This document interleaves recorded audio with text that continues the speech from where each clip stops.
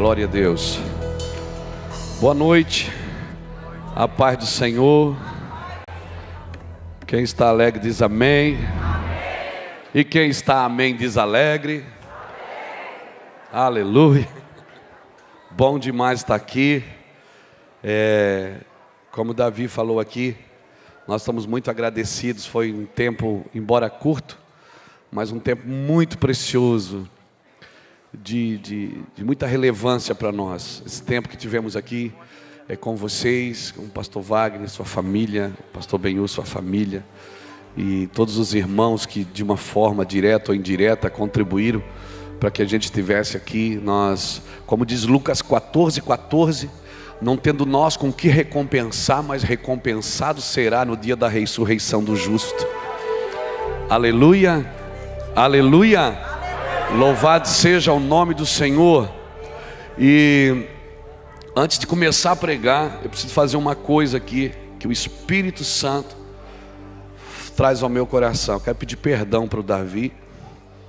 E eu estou pedindo publicamente, porque eu falei isso publicamente. Há uns anos atrás eu estava pregando e, sem, assim, na força da expressão, eu falei da música Restitui. Eu disse: como que Deus vai restituir algo se Ele não tomou nada? Quem tem que restituir é o diabo. Então essa música não está certa. Mas hoje, ouvindo você me fez chorar cantando ela. E eu disse: Senhor, eu peço perdão. E eu estou pedindo perdão publicamente porque eu falei publicamente. Amém? E eu sou um homem de Deus e eu não quero perder nada. Dá um abraço. Dá um abraço.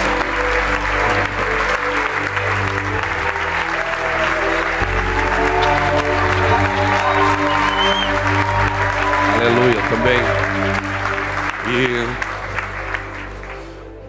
E nós vamos dar um pau no diabo hoje aqui, amém? Ei, coisa boa, irmão. Ser crente é bom demais. É boa essa nossa religião, não é, gente? É bom demais ser crente. Se eu não fosse crente, eu queria ser pastor.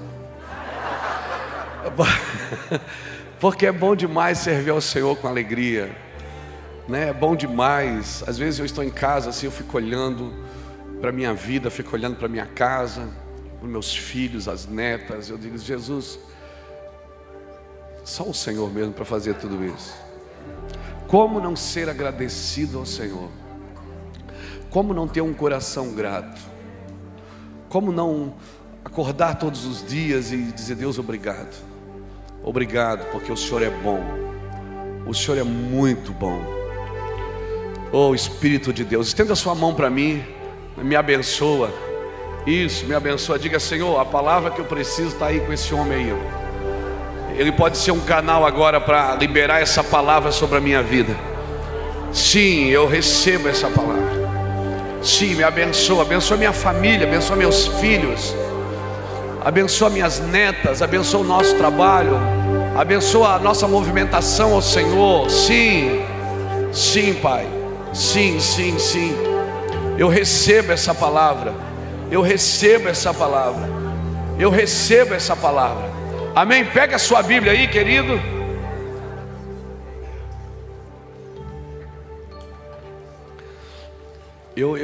Quando nós chegamos aqui no Canadá, que eu passei na imigração, que eu dei o meu passaporte, a pessoa perguntou quantos dias eu ia ficar no Canadá. Aí eu falei 4 dias. A pessoa: só 4 dias? Na hora eu assustei, né? Que a gente está acostumado a não ser muito bem-vindo. Só 4 dias? Eu digo: só 4 dias. Pois é, muito pouco. Tá bom. Então eu senti assim que a gente já foi bem-vindo desde a entrada, né, irmão? Então é muito bom estar num lugar que você é muito bem-vindo por causa da palavra de Deus e por causa daquilo que a gente carrega, por causa daquilo que o Senhor tem feito. Abra sua Bíblia comigo em Atos dos Apóstolos, capítulo 2. Nós vamos continuar o que a gente começou na sexta-feira, lembra? Sexta-feira a gente falou que ia continuar, todo dia um pouquinho. Nós vamos continuar. Eita, Deus bom. Atos dos Apóstolos, capítulo 2. Estamos falando de promessas e realidades. E se eu fosse você, isso está sendo gravado ou está sendo só colocado na internet? Está sendo gravado? Se eu fosse você, depois eu adquiria esses materiais para ouvir de novo, porque são mensagens que, né, cientificamente é confirmado que a gente guarda só 10% do que ouve, guarda 30% do que vê, amém? E guarda 45% do que fala. Então é bom ver de novo, amém? Assiste tudo de novo, porque vai ser bênção, amém? A palavra se renova. Atos capítulo 2,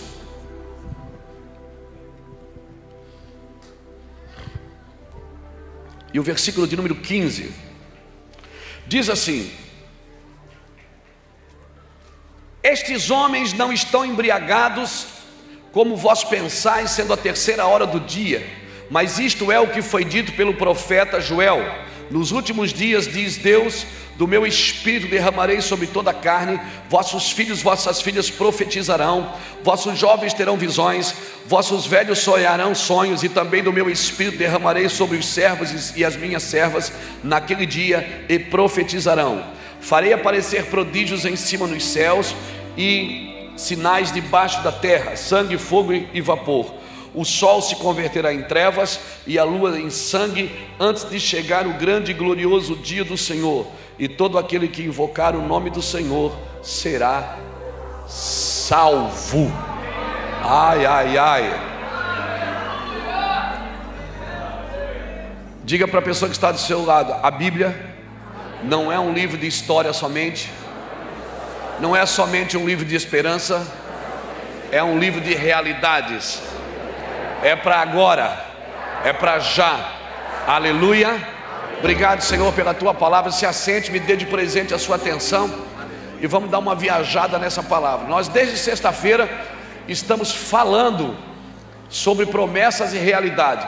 Nós temos que discernir o que é promessa, o que é realidade, senão a gente vai ficar a vida inteira esperando uma coisa que já está acontecendo. Tem coisas que já estão acontecendo, amém? E a gente não percebe, porque a gente não tem uma consciência da presença de Deus. E eu vou dizer uma coisa para você: se a gente não tiver uma consciência da presença, nós não teremos uma conduta de santificação.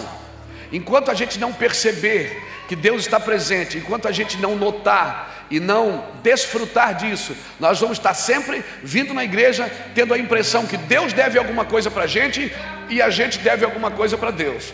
É como se um estivesse prometendo coisas para o outro. Eu prometo para ele e ele promete para mim. E nós já estamos vivendo na realidade das coisas. Nós já somos herdeiros, amém? E você não tem que trabalhar por uma coisa que você já é herdeiro, porque herança não tem a ver com o que você faz, tem a ver com quem você é. E nós temos dificuldade de celebrar a herança. Por quê? Porque a gente só celebra aquilo que a gente participa.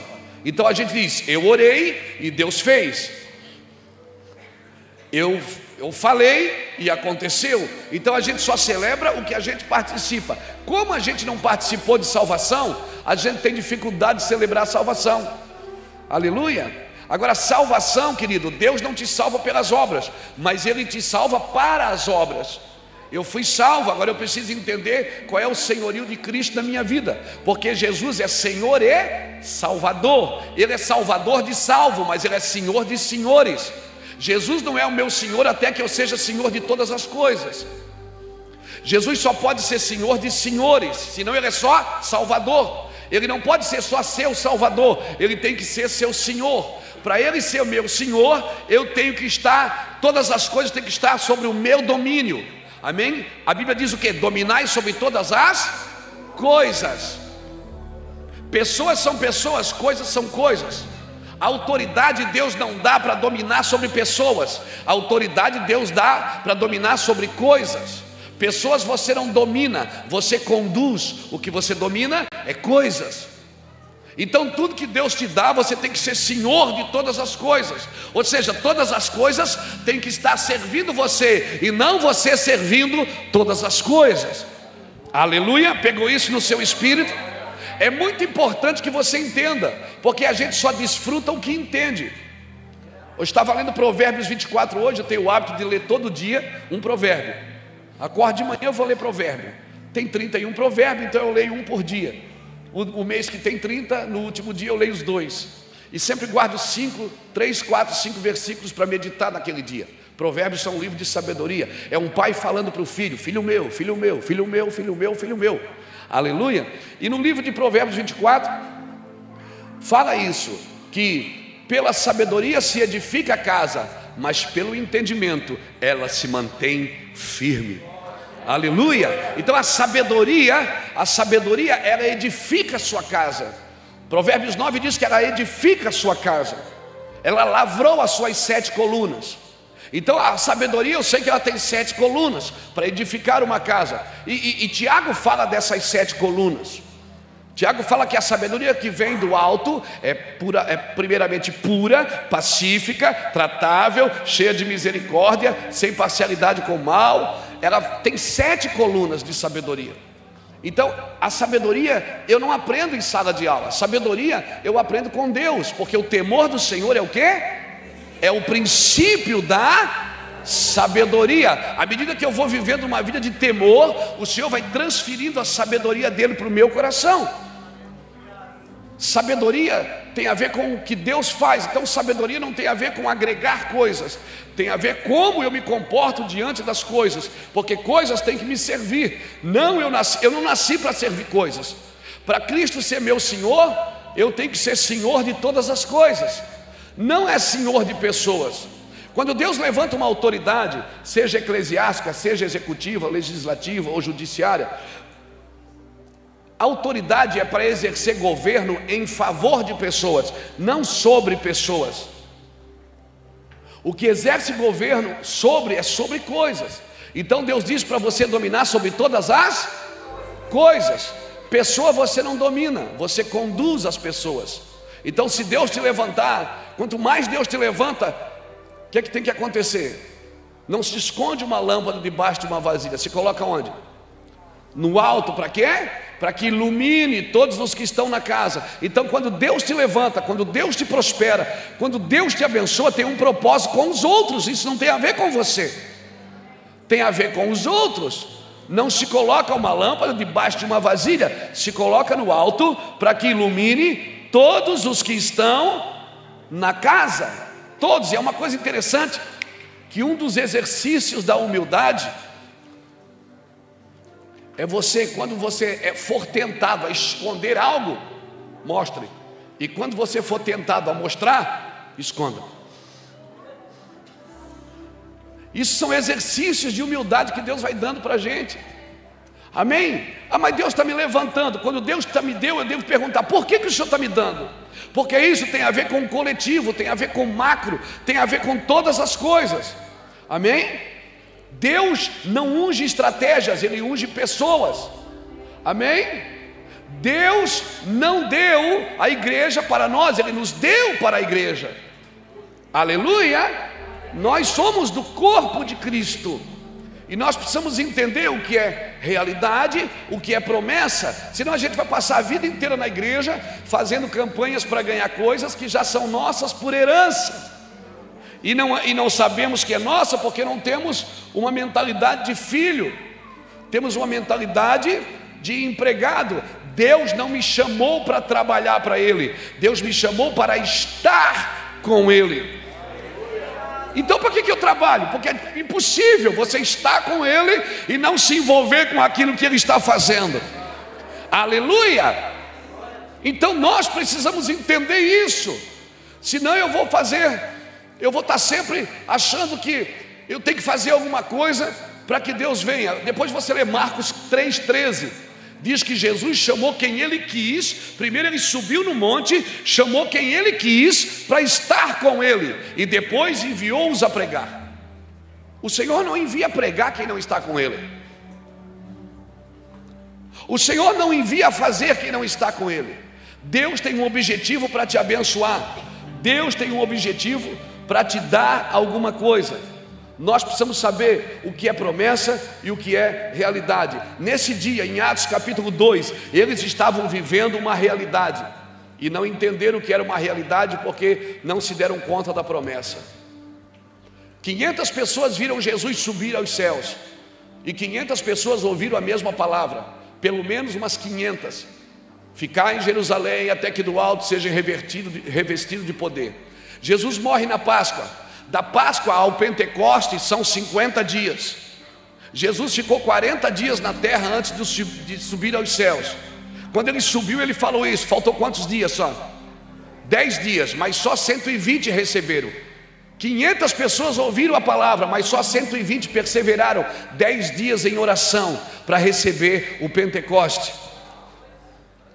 Aleluia. A nossa dificuldade não é receber. Todo mundo aqui tem promessa. A nossa dificuldade é perseverar no que foi dito, e só mudar quando Deus muda, porque Deus muda, Ele move a profecia. Lembra o que eu falei antes de ontem?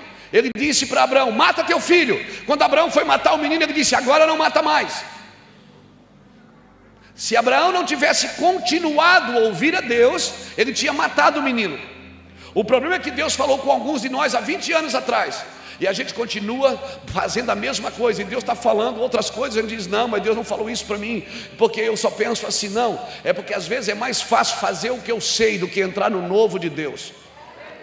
Aleluia. Tem coisas que nos trouxeram até aqui, não são mais relevantes.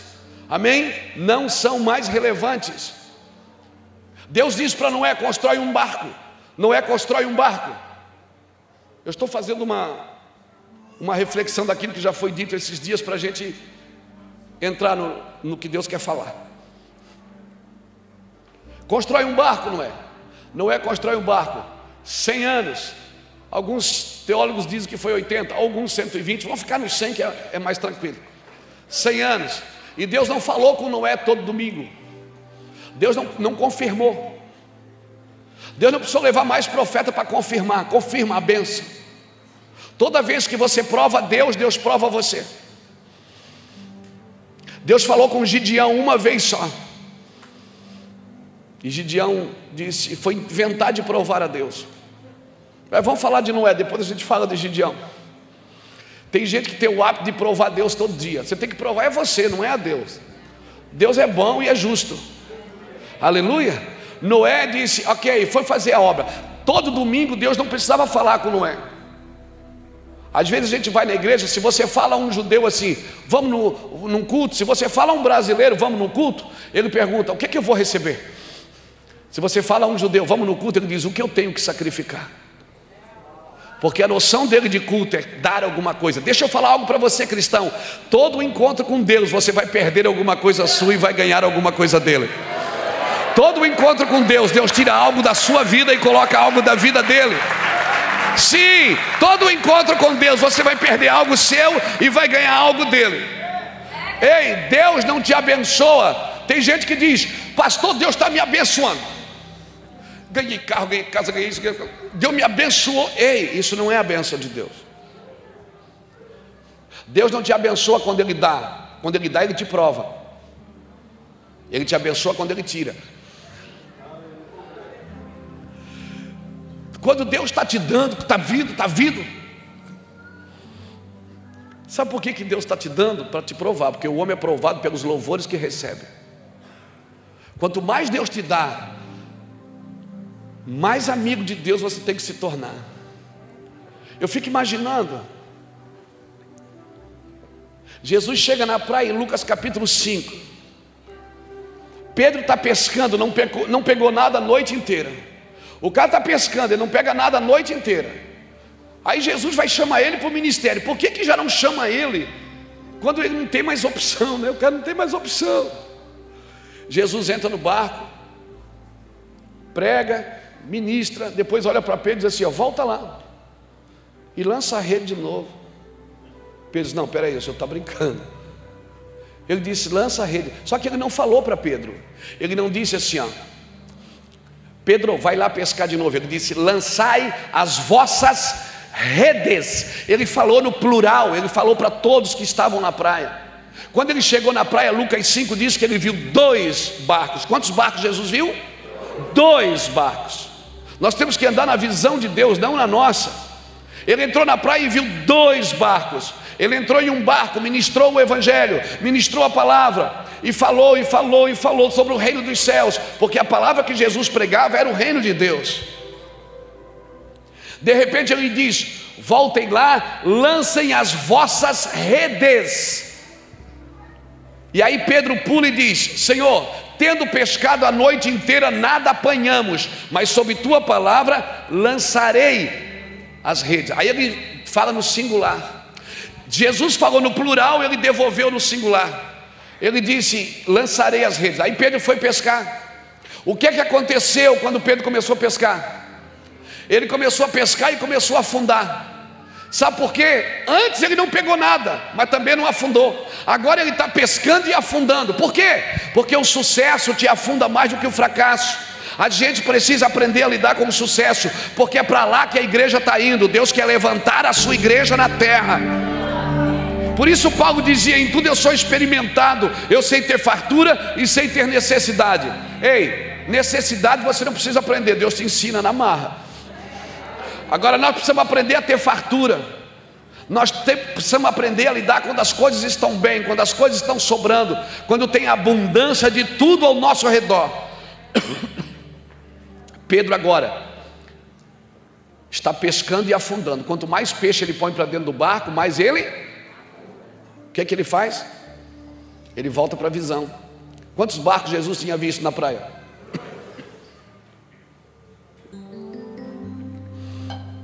Ele faz sinal para os companheiros que estão aonde? No outro barco. Jesus viu quantos barcos? Quantos foram pescar? Quem cresce na vida sozinho fez alguma coisa errada no caminho. Esse é o exercício da humildade, que Deus não dá tudo para um só, para a gente um depender do outro. Deus fala com Moisés face a face, mas é Jétro que ensina Moisés a lidar com os obreiros, para a gente depender um do outro. Certamente alguém tem algo que você precisa, e você tem algo que alguém precisa. Essa é a forma áurea da Bíblia de manter a gente juntos no mesmo propósito, um dependendo do outro. Eu gosto demais disso, querido. Um chorando no colo do outro, um chorando no ombro do outro, um servindo ao outro, um estendendo a mão para o outro. Aleluia. Isso é corpo de Cristo, isso é igreja. Aleluia. Isso é a nossa realidade. Então eu vejo que Deus está trazendo a gente de volta para uma realidade espiritual. Pedro pescou, agora Pedro está fazendo sinal para os companheiros, dizendo: me ajudem aqui. Quer saber? Você não precisa de ajuda quando está mal, você precisa de ajuda quando está bem. Quando está bem é que você precisa de conselheiros, de amigos, de pessoas que realmente tenham diretivas corretas para entregar para a sua vida. Então quanto mais Deus te abençoar, escute, mais você precisa estar rodeado de pessoas de segurança. Aleluia, aleluia, louvado seja Deus. Então nós precisamos aprender a lidar com as realidades. Eles encheram os 2 barcos. Quando chegaram na praia, o que é que Jesus falou? Deixa tudo e... Eu fico perguntando: Senhor, por que o Senhor não pegou ele antes de pescar? Porque antes de pescar ele não tinha opção. O Senhor mandou ele pescar, encheu o barco e agora mandou ele deixar tudo. Aí Jesus diz: eu não quero ser a sua última opção. Eu não quero ser a sua última opção. Sabe o que Deus vai fazer? Ele vai enchendo, vai dando, depois ele para na sua frente e diz assim: deixa tudo e segue-me. Eu tenho que deixar? Não. Você não precisa se desfazer de coisa que você já desapegou. Você só precisa se desfazer de coisa que você não desapegou. Se você já desapegou, você não precisa se desfazer de nada. Aleluia, porque nada mais tem você, e agora você é Senhor de todas as coisas, e Ele é Senhor dos senhores, Rei dos reis. Aleluia.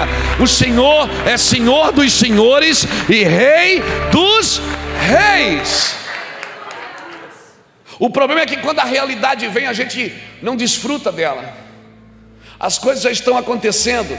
120 homens perseveraram, 500 ouviram a mensagem, mas 120 perseveraram, 120 ficaram ali firmes. 120 ficaram firmes ali. Às vezes as pessoas perguntam: pastor, eu tenho que orar até quando? Até acontecer. Você tem que orar até acontecer. Mas vou dar um prazo aí, vou orar 7 dias. Não, ora até acontecer. Não deu 7, dá mais 7. Depois põe mais 7, vai botando aí. Ora até acontecer.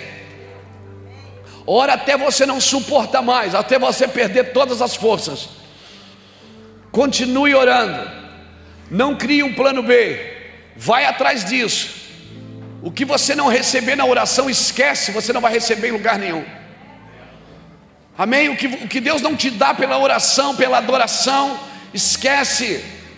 Deus não vai te dar de outra forma. Então eles tinham a Torá na mão. A Torá dizia que aconteceria o Pentecostes. Eles tinham a promessa de Jesus. Os discípulos tinham a promessa de Jesus. E quando acontece que vem a glória de Deus, que vem línguas repartidas como de fogo, começa a acontecer, o que é que eles dizem?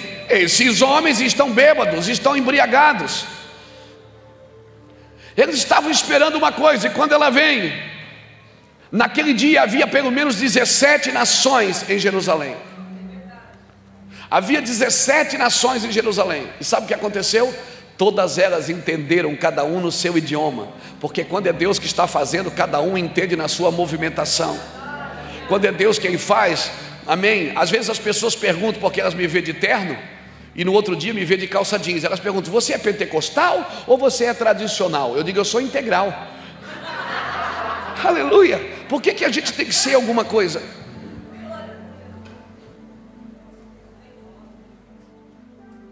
Porque nós estamos acostumados a colocar em prateleiras. Nós definimos estereótipo e colocamos numa prateleira.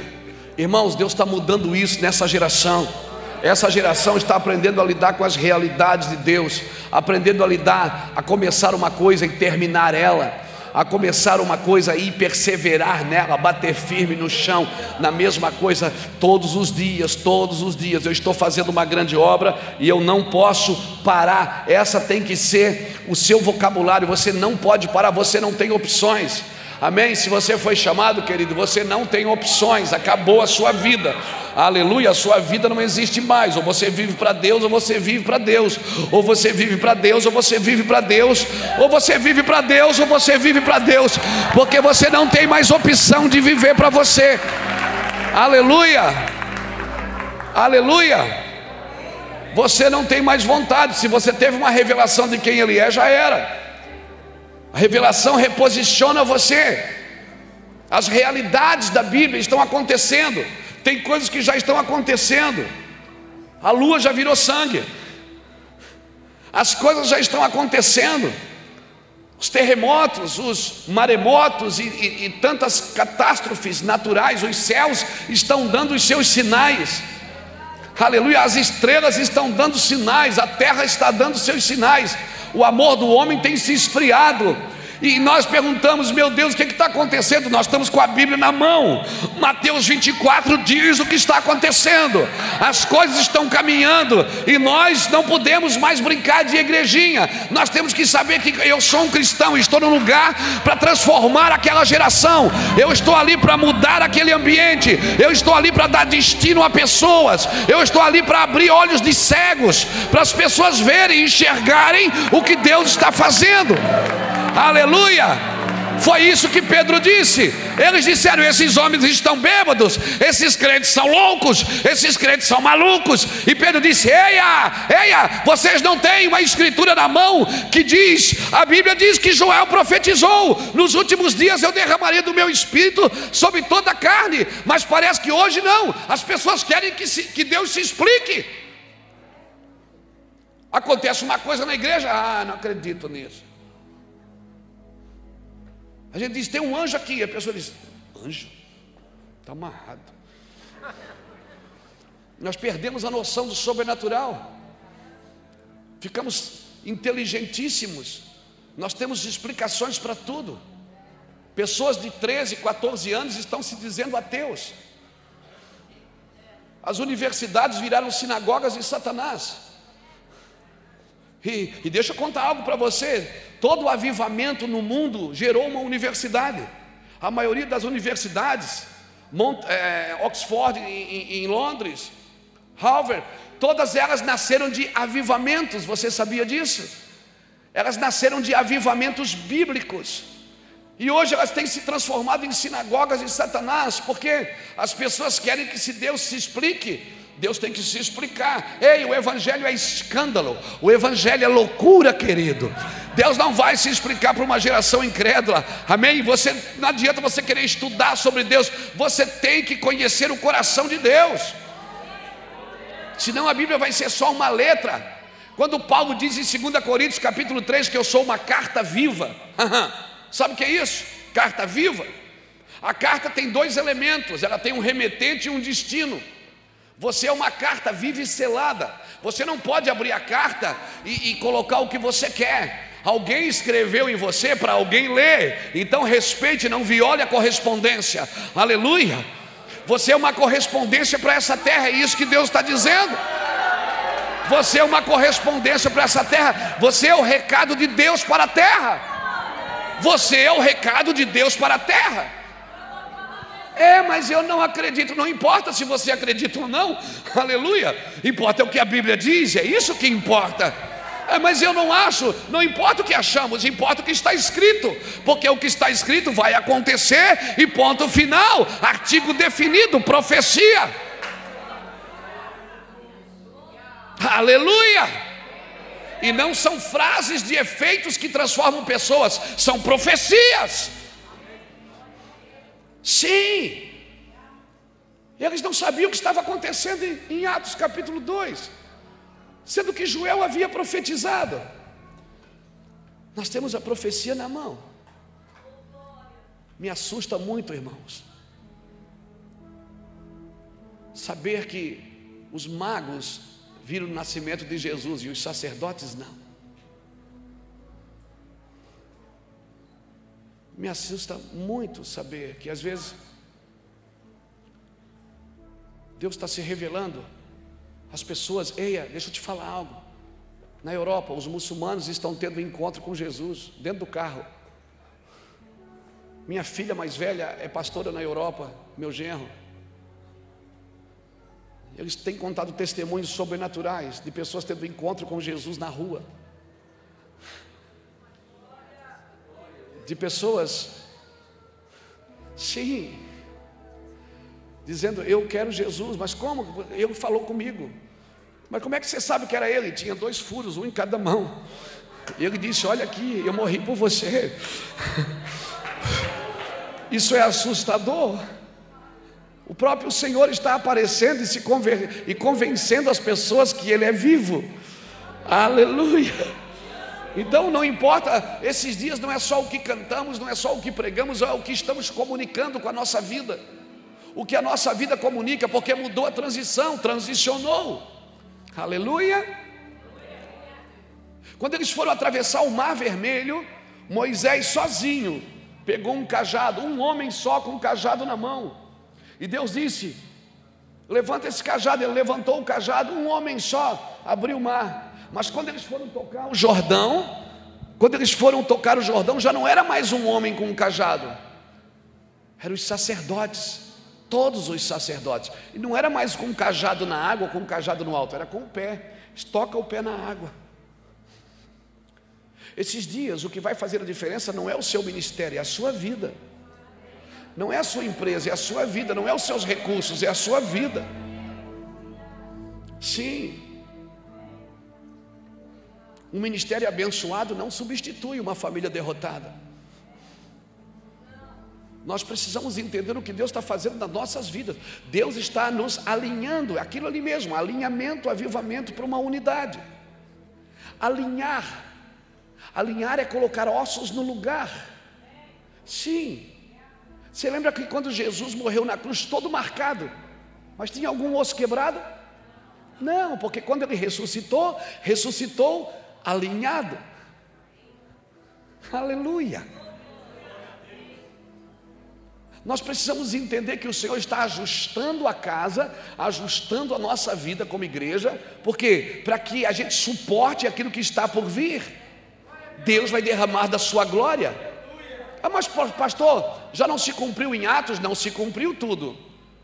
Ainda falta uma parte da profecia: o Espírito será derramado sobre toda a carne. Toda a carne. Aleluia, tem carne aqui, então você é a matéria-prima para que o Espírito seja derramado sobre a sua vida. Aleluia, glória a Jesus. Nós precisamos entender que a profecia não se cumpriu toda. Então tem uma parte que já é realidade, mas tem uma parte que ainda é profética. E nós precisamos caminhar na palavra, porque ela vai se cumprir, irmãos. Deus não me deu uma procuração em branco para me fazer o que eu quiser. Não, eu nasci para cumprir a palavra. Eu nasci para cumprir o que está escrito. Eu nasci para cumprir o que Deus falou acerca de mim, acerca da minha casa, acerca dos meus filhos, acerca da minha geração. Nós nascemos para cumprimento. Deuteronômio 29, 29, as coisas encobertas pertencem ao Senhor, porém as reveladas é para nós, para nossos filhos, para sempre, para que cumpramos todas as palavras desta lei. Quando Deus te dá uma revelação, não é só para pregar, a revelação é para cumprir. Então o que eu estou dizendo tem que cumprir algo, se não é só uma mera informação. Informação você pode baixar no Google, mas no Google não tem revelação. Aleluia, porque uma revelação pode mudar a sua vida, uma canção pode mudar a sua vida, uma palavra pode mudar a sua vida, uma frase pode entrar no seu coração e cambiar aí dentro, virar a chave para sempre. Eu estive em reuniões como essa, que o pregador falou uma coisa, eu peguei aquilo, levei para minha casa, intensifiquei uma vida de oração e jejum sobre aquela palavra. Eu entendi. Tem coisas que nós precisamos entender, porque é assustador. Depois você lê Atos capítulo 8, versículo 26. A Bíblia conta a história de um eunuco que tinha ido em Jerusalém adorar. Ele foi adorar em Jerusalém, e agora ele está indo embora. E lá em Samaria tem um homem chamado Filipe, fazendo um reboliço em Samaria. Filipe estava numa conferência de milagres em Samaria. Era tão violento as ministrações de Filipe que até Simão o mágico se converteu. Até Simão o mágico aceitou Jesus, virou diácono da igreja de Filipe. Aí Deus olha para Filipe e diz: Filipe, vai para o deserto. Peraí, Senhor, eu estou aqui no púlpito pregando. O Senhor diz: vai para o deserto, porque lá no deserto estava indo um eunuco embora, que tinha ido em Jerusalém adorar. Sim, Filipe sai de Samaria e vai para o deserto sem saber o que fazer. Deus mandou, está mandado.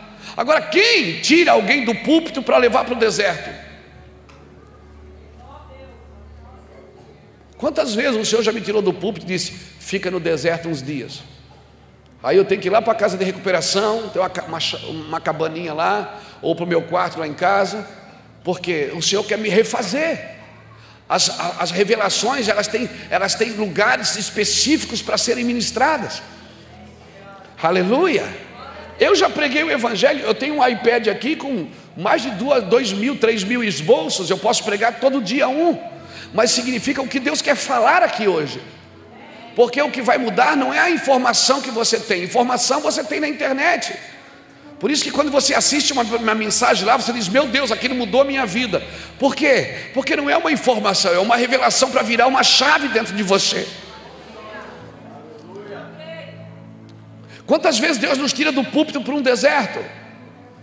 E Deus diz: Filipe, vai para o deserto. Filipe está fazendo uma conferência, milhares de pessoas em Samaria sendo tocadas, pessoas relevantes sendo tocadas e ministradas. E o Senhor disse: Filipe, para tudo, vai para o deserto. Vai para o deserto. Filipe chega no deserto, não sabe o que está acontecendo. Aí ele vê uma carroça passar, o Espírito diz assim: Filipe, chegue nessa carroça. Depois você lê Atos 8, 26.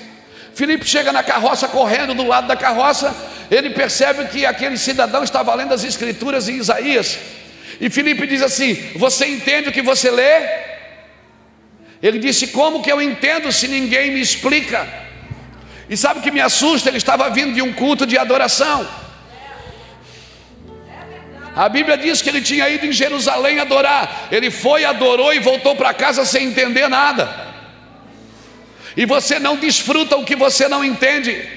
Mateus 13:19, ouvindo alguém o evangelho do reino e não entendendo, vem o maligno e rouba-lhe a semente.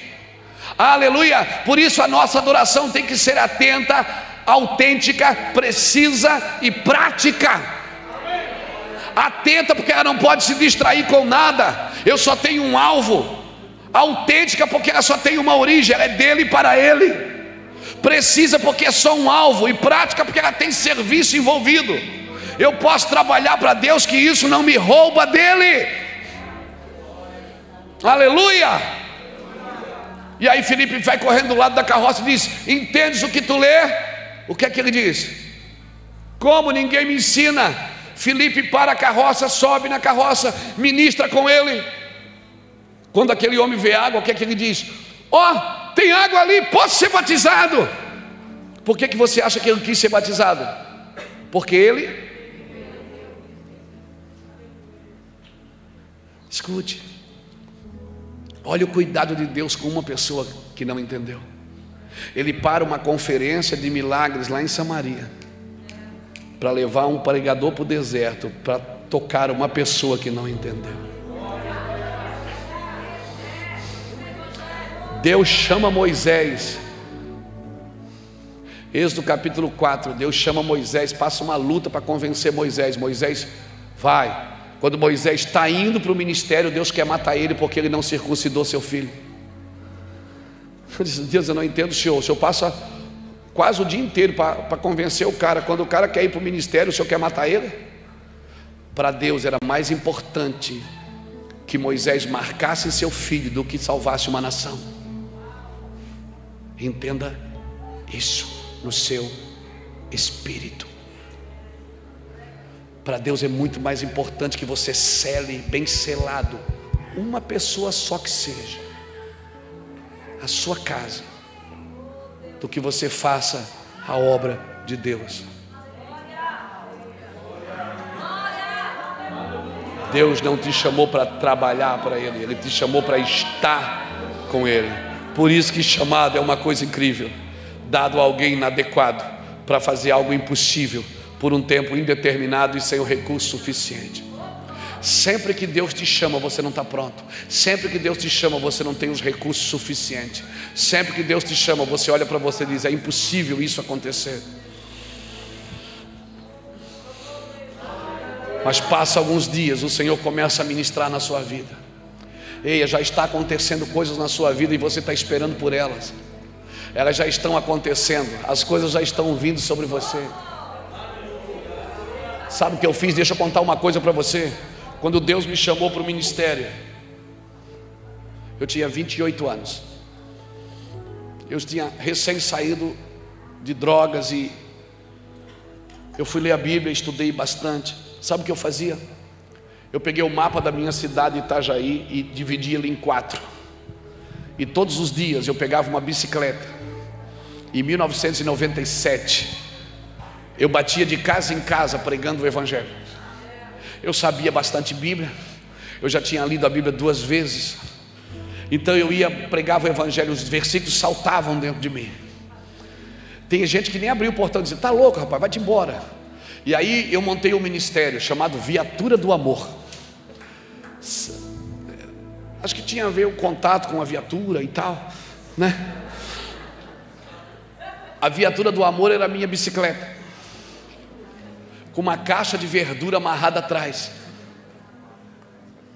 Então eu queria levar as pessoas que moravam na rua para as casas de recuperação, mas era difícil porque as casas de recuperação, algumas cobravam para colocar os jovens e eu não tinha dinheiro. O que é que eu fiz? Eu batia na frente da casa e pedia 1 quilo de alimento. Eu fiz um contrato com a casa de recuperação: se eu trazer 200 quilos de alimento por semana, eu posso botar um jovem por semana? Eles disseram: sim, aí você está nos ajudando também, que a gente não consegue manter tudo. Eu disse: ok. Toda semana eu levantava 200, 300, 400 quilos de alimento, batendo na rua. Em 1997 eu levei 67 jovens de bicicleta para a casa de recuperação. Não me dê desculpa. Deus nos chamou para estar com Ele. Quando você está com Ele, é difícil você não se envolver com o que Ele está fazendo. Não espere uma oportunidade. Quantas mil pessoas tem em Toronto? Quantas mil pessoas tem aqui? Todas elas são uma oportunidade que Deus está te dando. Viva a realidade do Evangelho, irmãos. Viva a realidade do Evangelho. Você diz, mas Deus me chamou para orar por doentes. Você tem ido orar por eles? Você tem ido no hospital? Deus me chamou para ganhar almas. Quantas almas você ganha por semana? Não, chega de falácio. Nós precisamos de práticas espirituais. Nós precisamos de práticas que vão treinar os nossos músculos espirituais. Aleluia, que vão nos deixar mais ágil, mais perspicaz as coisas que Deus está fazendo e falando. Quando nós entendermos isso, irmão, nós vamos entrar no que Deus quer. Então pare de buscar erros fora de você. Comece a buscar os erros que estão na gente, que estão em você. E a partir desses erros, Senhor, me transforma, porque eu quero transformar vidas. Senhor, me transforma, eu quero transformar vidas. Nós precisamos saber a hora de começar e a hora de terminar. A hora de que Deus está mudando a movimentação. Quando eu precisei de uma bicicleta, Deus me deu uma bicicleta. Aí um dia eu estou indo com a bicicleta para a igreja, eu e Iraci. A gente morava a 7 quilômetros da igreja. Fomos de bicicleta, encostei a bicicleta. Quando chegou lá, o Espírito Santo falou assim: dá a sua bicicleta para aquele homem ali da frente. Eu digo, a minha bicicleta? Ele disse, a sua bicicleta.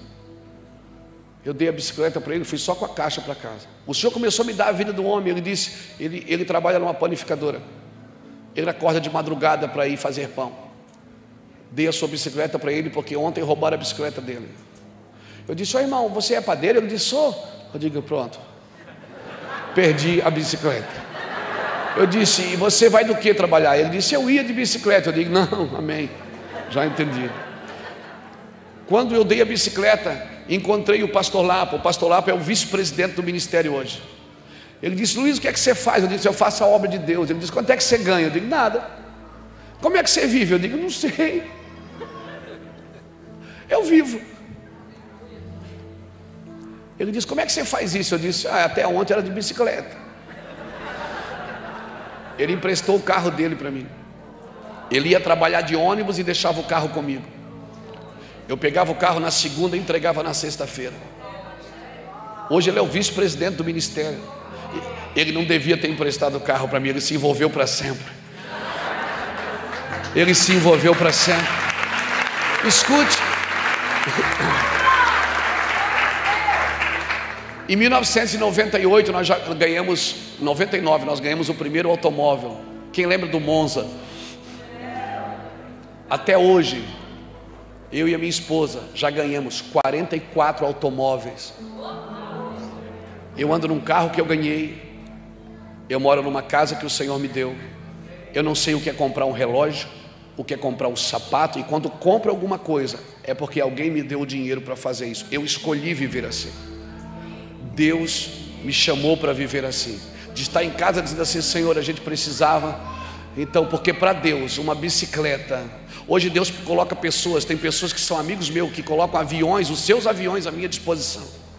Às vezes eu preciso ir para um lugar difícil, sem aeroporto. Ele diz, Luiz, o meu avião vai te levar. Porque para Deus um avião e uma bicicleta tem o mesmo valor. O que importa mesmo é quanto você está envolvido com as realidades de Deus. Irmãos, deixa eu te falar uma coisa. Deus é Deus. Você nunca vai vencer a Deus. Você nunca vai vencer a Deus em nada. É novo para você. Às vezes você lê uma coisa na Bíblia e você diz, meu Deus, eu vou pregar isso aqui ninguém nunca falou. Aí Deus disse, bobinho. Galileu foi o primeiro homem a dizer que a terra era redonda. Eu acho que ele leu Isaías, porque Isaías já tinha dito que o Senhor está sentado sobre o círculo da terra. Aleluia. Os homens, os profetas de Deus tiveram revelações que nem a NASA sabe, irmão. Aleluia. Deixa eu te falar algo. Deus vai revelar coisas para você que não estão escritas. Que você vai dizer, mas meu Deus, como é que vai ser isso? Está escrito pelo menos na Bíblia. Você vai entender trechos da Bíblia que você nunca entendeu na vida. Quando você se envolve com as realidades do coração de Deus. Aleluia, você não vai criar teologia não, mas você vai se desenvolvendo naquilo que Deus vai ministrando no seu espírito e no seu coração, amém? Amém? Pastor, eu quero ir para esse lugar. Eia, quem está indo para o mesmo lugar se encontra no caminho, meu irmão. Descansa aí. E Deus está levantando uma geração que está indo para o mesmo lugar. Por isso nós estamos nos encontrando no caminho. Aleluia.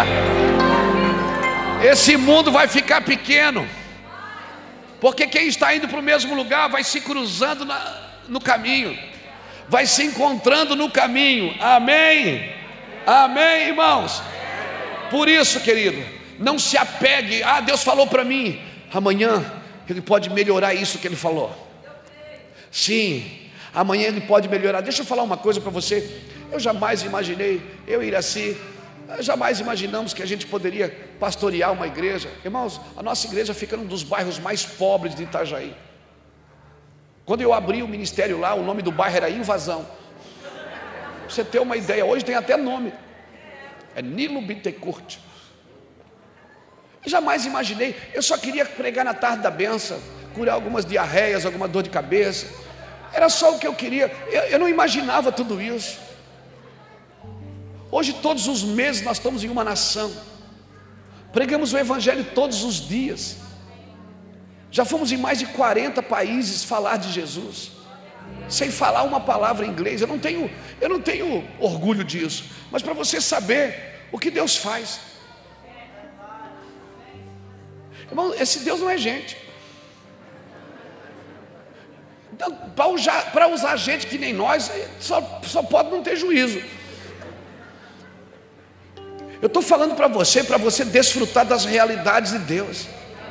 Você está ali chorando em cima de uma promessa que já está acontecendo na sua vida, e você não está desfrutando dela, porque ela não veio ainda na dimensão que você sonhou. Irmãos, Deus Ele vai agregando. A igreja, ela não tem que crescer, ela tem que se desenvolver.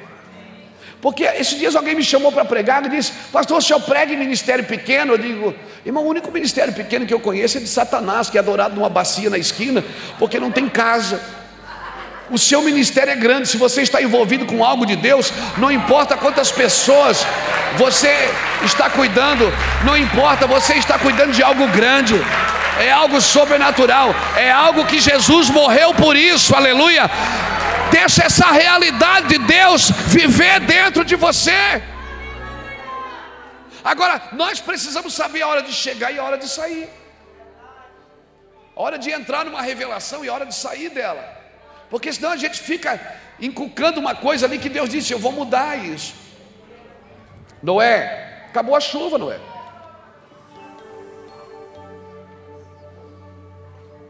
Noé, acabou a chuva,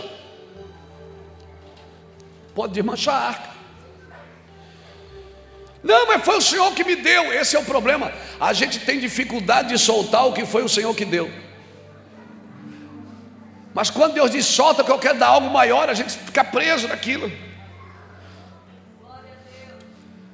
Noé pode desmanchar essa arca, pode tacar fogo nisso. Agora você vai ter um trabalho maior, que é reconstruir a cidade, reconstruir o planeta. Você vai recomeçar a reconstruir. Irmão, nós precisamos entender quando Deus coloca a gente num lugar. Eu tenho viajado em muitos lugares, as pessoas reclamando: isso aqui é muito difícil, pastor, ali é muito difícil, isso aqui é muito difícil. Enquanto você ficar profetizando que é difícil, assim será sempre na sua vida.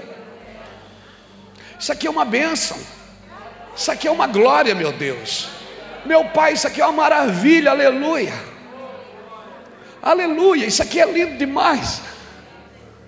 Enquanto você ficar profetizando que aquilo é ruim, não existem lugares difíceis, existem lugares que um agente de transformação não transformou aquele lugar. O que destrói uma geração não é a presença do ímpio, é a ausência do justo. Não importa quantos ímpios tem no lugar, importa quantos justos estão praticando justiça ali. Não importa quantos ímpios, importa quantos justos, porque a minoria de justos, ela pode destronar uma multidão de ímpios. Sim, irmãos, tudo que Deus começou, Ele começou por homem. Quando a terra clama por justiça, Deus não dá uma coisa, Deus dá um homem, dá uma mulher. Sempre que a terra clamou por justiça, Deus levantou um aferidor, levantou alguém para ir lá e praticar a justiça. Então esses dias, mais do que ser pregadores, mais do que ser ministros de louvor, mais do que ser obreiros de uma congregação, nós somos remidores. Nós estamos deixando um legado para a próxima geração. Não se trata só de herança. Herança já é importante, agora você imagina um legado. O que é um legado? O legado é você deixar uma herança remida. Herança é o que você deixa para o seu filho. Legado é o que você deixa no seu filho. É o que você deixa nele, como legado, como coração, como transferências. Nós estamos vivendo nesse tempo, irmão. Então, nós precisamos saber quem nós somos. Paulo diz: vocês não sabem, não sabeis que o Espírito Santo habita em vós e que vós sois templo do Espírito? Paulo está dizendo: vocês não sabem que vocês são do Espírito Santo? Vocês estão procurando coisas fora de vocês, quando está dentro de vocês o que eu estou fazendo? Então nós temos que parar de olhar para fora e começar a olhar para dentro. Irmãos, eu me lembro quando eu comecei o ministério, eu fazia as reuniões de obreiro e eu gritava: nós vamos fazer isso, vamos fazer aquilo, vamos fazer aquele outro. Teve gente que começou comigo, e pessoas que tinham muito dinheiro, e se eu não me movesse como elas queriam, eles iam embora da igreja. E depois faziam reuniões e diziam: você tem que fazer porque a gente tá resolvendo fazer isso, porque se você não fizer, nós vamos parar de ofertar e de dizimar, de fazer o quê, né? Ele disse: mas quem sustenta a igreja somos nós. Eu disse: não, quem sustenta a igreja é Ele. Foi Ele que disse: as portas do inferno não prevalecerão contra a minha igreja. Eu fazia reuniões, irmãos. Eu já tive o privilégio de ver milagres, pessoas levantando de cadeira de rodas quando nós começamos. Achei uma loucura. Eu fazia reuniões de obreiros, eu falava as coisas, as pessoas diziam, eu via os cochichos, eles diziam: o pastor está viajando, o pastor é viajão, acho que ele fumou muita maconha, ficou meio doido. Tinha uma pessoa em especial que de vez em quando ela vinha para perto de mim e dizia assim: pastor, eu queria te dar uma palavra. Eu digo: pode falar, irmão, fala. Eu todo agoniado, todo ansioso. Ele dizia: é que o senhor é muito sonhador. Eu digo: você acha? Ele disse: o senhor tem que ser mais realista. Eu digo: você sabe qual é a diferença do realista e do sonhador? Ele disse: qual? Eu disse: é que o realista sabe onde vai e o sonhador já esteve lá. Eu estou indo para um lugar que o meu espírito já está lá. Eu quero um ambiente que o meu espírito já está lá. Sim, porque onde estiver o teu tesouro, aí está o teu coração, aleluia. Onde estiver o teu tesouro, aí está o teu coração, querido. Sonhe mesmo, fale coisas assustadoras. Fique imaginando Zezinho falando para o pai e para a mãe: diz: eu vi o céu e a lua, o sol e a lua se prostrando diante de mim. Eu vi os trigos, todo mundo, meus irmãos, estava tudo de joelho. Menino prepotente. Não, querido, sonhar não é pecado, não. Mas por favor, depois acorda e realiza. Amém? Acorda e realiza. Levanta, tu que dormes no meio dos mortos, né? No teu Efésios 5,14 diz, né? Levanta, tu que dormes dentre os mortos. Sabe o que é isso? Dormir no meio dos mortos? Sabe qual é? Quando você olha assim, você não sabe quem é que está dormindo, quem é que está morto, até que você o desperte. Quando você desperte, o que dorme acorda. Então o Senhor está nos despertando como igreja para esses dias, irmãos. Nós entramos num lugar nesses dias que o Senhor está nos despertando como igreja. Amém? Mas eu olho para a Bíblia, eu não sei, tem coisas que eu não... Ei, para de interpretar a Bíblia a partir de você. Você não pode interpretar a Bíblia a partir de você. É a Bíblia que tem que interpretar a sua vida, não a sua vida interpretar a Bíblia. É a Bíblia que interpreta quem você é, não você que interpreta quem a Bíblia é. Então não olhe para a Bíblia esperando que você vai ter a única revelação, a última Coca-Cola do deserto. Não, você é a última bolachinha do pacote. Não, não. Nós estamos sempre crescendo, Deus sempre dá um pouco para cada um, quando a gente se encontra, a gente senta na mesa e se fartem das revelações, amém? As promessas de Deus estão acontecendo, esses homens não estão embriagados. Se prepare, você vai ver coisas inefáveis nos próximos dias. Se prepare, você vai ver coisas sobrenaturais. Tem coisas, eia. Quando você chegar na eternidade, você vai ter pelo menos 3 surpresas. Você vai chegar na eternidade e vai pensar assim: meu Deus, quem eu pensava que estaria aqui não está.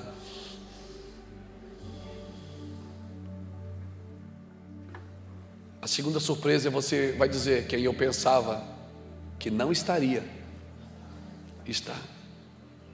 E a terceira você vai dizer: eu estou. Até eu consegui. Aleluia. Não subestime o poder de Deus.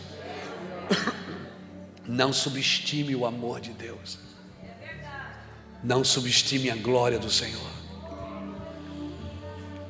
O que está acontecendo aqui não é embriaguez. Está acontecendo aqui o que foi profetizado. O meu evangelho, a minha palavra será pregada sobre toda a terra. As pessoas estão atravessando o planeta para pregar o evangelho, irmãos.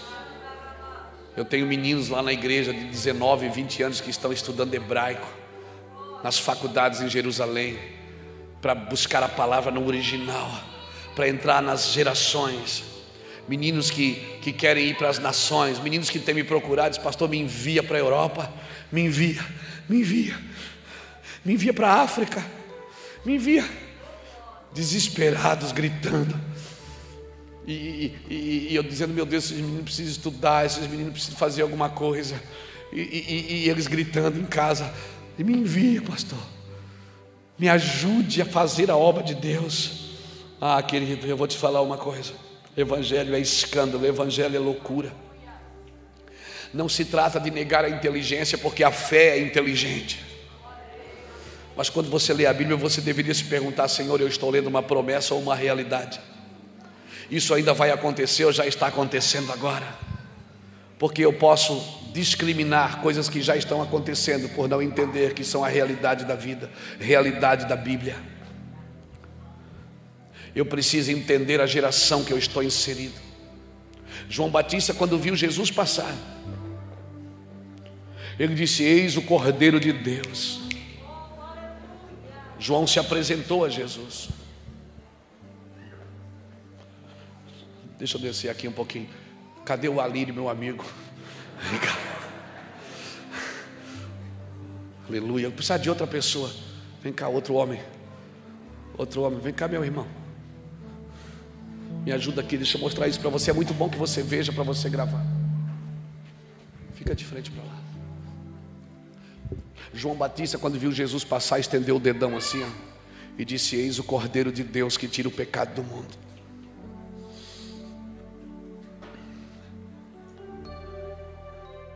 Ele teve uma revelação de quem Jesus era. Mas dias depois João estava preso. Aí ele chama 2 discípulos e diz: vai lá e pergunta para Jesus se é ele mesmo, ou se nós devemos esperar outro. Aí eles chegam para Jesus e dizem: olha, João está perguntando se é o Senhor mesmo ou a gente espera outro. Aí Jesus vai lá e diz para o João que os cegos estão vendo, os mudos estão falando, os surdos estão ouvindo. E Jesus começa a pregar sobre João. Jesus não discrimina João, porque Jesus sabia que João não era cheio do Espírito Santo. O Espírito vinha sobre João.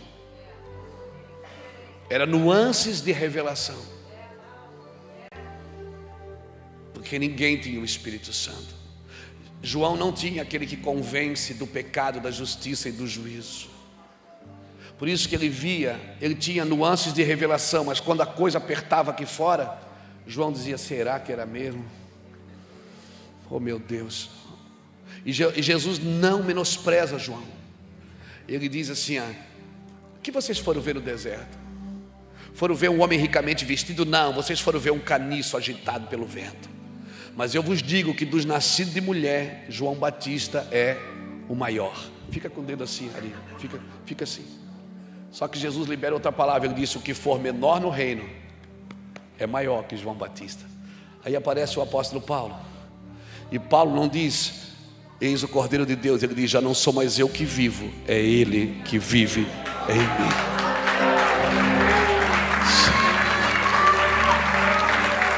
Sim.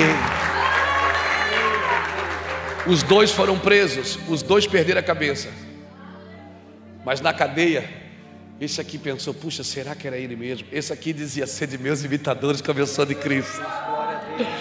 Esse aqui cantava na cadeia. Silas, puxa um dó maior aí. A alegria está no coração. O cara preso, ele dizia: eu estou preso, mas a palavra do Senhor está livre. Essa é a diferença de você ver Ele nos outros e viver com Ele em você. Sim, você não vai ter mais nuances de revelação. Você vai saber que todas as coisas competem para o bem daqueles que amam a Deus e andam segundo o seu propósito. Aleluia! Sim. O que eu vou falar parece heresia, mas não é. João não precisava ter perdido a cabeça, porque quando João viu Jesus passar, era para ele ter parado de batizar e ter ido atrás de Jesus. Por isso nós precisamos saber até quando a nossa revelação está relevante e até quando nós temos que parar algumas coisas para seguir o que Jesus está fazendo. Se João parasse, a Bíblia diz que João disse: ele é meu, ele é o Cristo e eu não sabia. Ele estava em nosso meio e eu não sabia. Sabe o que João está dizendo no original? João está dizendo assim: ele é meu primo e eu não sabia que ele era o Cristo. Porque um dos maiores agentes de desonra é a convivência. Você começa a conviver com as pessoas, você começa a desonrar o que elas carregam.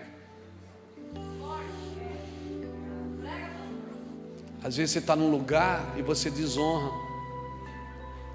por causa da convivência. A gente brinca, tal, chora, tal, abraça, beija, brinca, conta uma piadinha, mas nós precisamos honrar o que cada um carrega. Não deixe que a convivência vire um agente de desonra. Nós precisamos conviver. Eu convivo com meus irmãos, eu preciso honrar. Eu brinco com os meus filhos, eu brinco com meus pastores. Nós brincamos, contamos historinha, jogamos futebol e é uma bagunça. Mas quando nós estamos na presença do Senhor, quem é rei, quem é soldado é soldado. Mas na presença de Deus somos todos iguais, somos todos ovelhas, todos. Ninguém é maior do que ninguém. E nós devemos nos sujeitar uns aos outros. Mas não deixe. E nós devemos nos sujeitar uns aos outros. Eu não me sujeito só a quem está acima de mim. Eu me sujeito também a quem está abaixo de mim. Nós precisamos entender isso. Uma coisa é conviver com Cristo, outra coisa é ver Ele passar. Obrigado, gente. Nós precisamos entender isso, a realidade das coisas. Porque senão nós vamos começar a desonrar muitas coisas que já estão acontecendo no nosso meio, de coisas que já estão acontecendo em nosso meio, e nós não temos esse entendimento. Deus tem falado nesses dias, irmãos, sobre promessas e realidades. Eu estou pregando essa palavra faz 3 meses. Eu quero sair dela, mas o Senhor diz: não, continue. Continue, porque eu estou fazendo algumas coisas que os meus filhos precisam entender. Eu preciso entender. Irmãos, eu estou vivendo o melhor tempo do meu ministério. E às vezes eu tenho que parar as coisas. Deus diz: para tudo. Vai para casa. Eu não falo isso para me engrandecer. Eu recebo uma média de 40, 50 convites por dia para pregar. E tem coisas que o Senhor diz: não, ainda não. Não é o tempo. Nós precisamos andar nas diretivas do céu. Eu não quero só funcionar, eu quero fluir. Eu quero fluir no Espírito. Eu quero sair de um ambiente como esse, esses 3 dias que estivemos aqui, pensando: Deus, obrigado. Eu quero que você sonhe com essas revelações. Eu sei que alguns de vocês dormiram mal essa noite, porque mexe com dentro mesmo. Mexe dentro. Deixa eu te falar algo, querido. Se nós não entendermos as promessas e as realidades do Senhor, nós vamos passar a vida inteira esperando mais uma profecia, mais alguém para falar com a gente. E o Senhor já está fazendo, já está acontecendo, e você não está desfrutando. Já está no nosso meio. Ei, o diabo não conhece o teu propósito. Ele conhece a tua rotina, mas ele não conhece o teu propósito. E o diabo sempre entra na nossa rotina para nos tirar do propósito.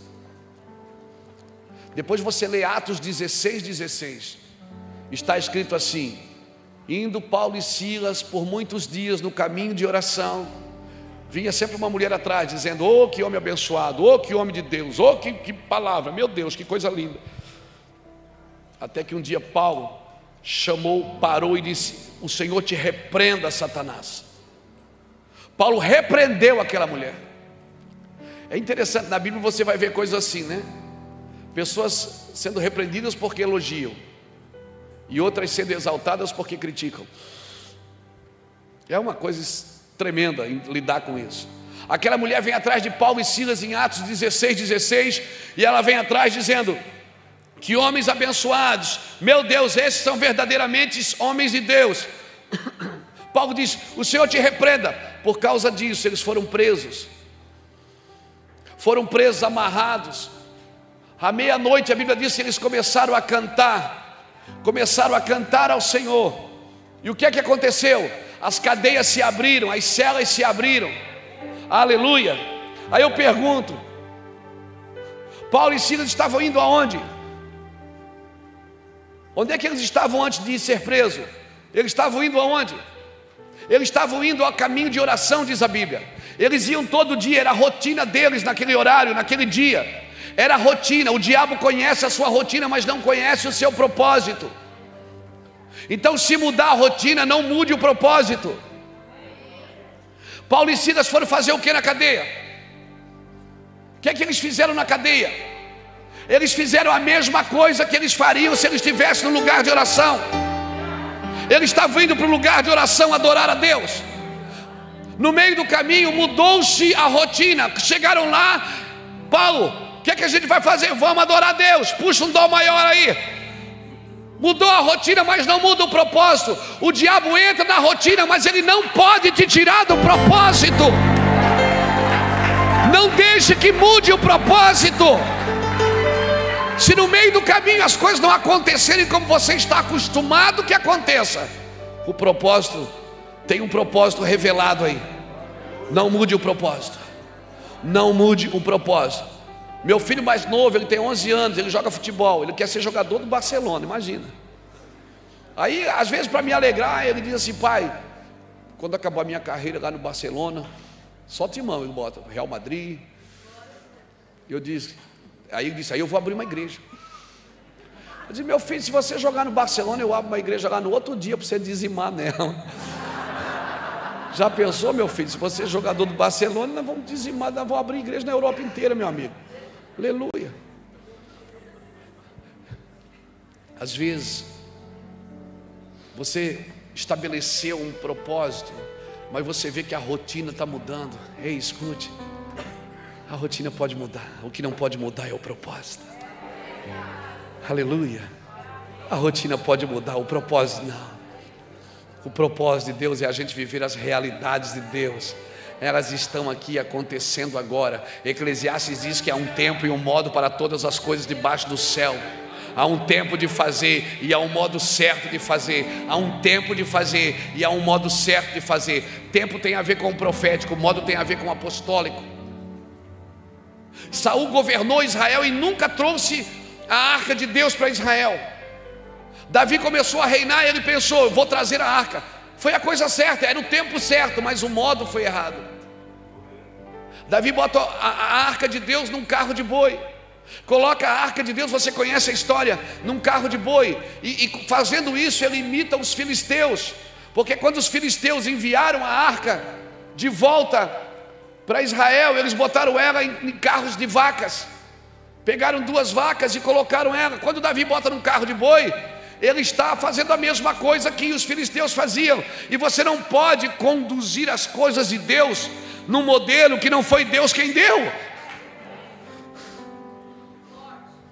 Só a terra não pode curar a terra, só o céu pode curar a terra. E quando nós falamos de reino, nós dissemos: venha o teu reino, seja feita a tua vontade, aqui na terra como é no céu. Então a vontade para a terra que Deus tem é a mesma vontade do céu. Aleluia, aleluia. Então não adianta nós criarmos situações para agradar a Deus com as coisas da terra. Nós temos que ter uma revelação do céu para então fazer alguma coisa para Deus. Aleluia.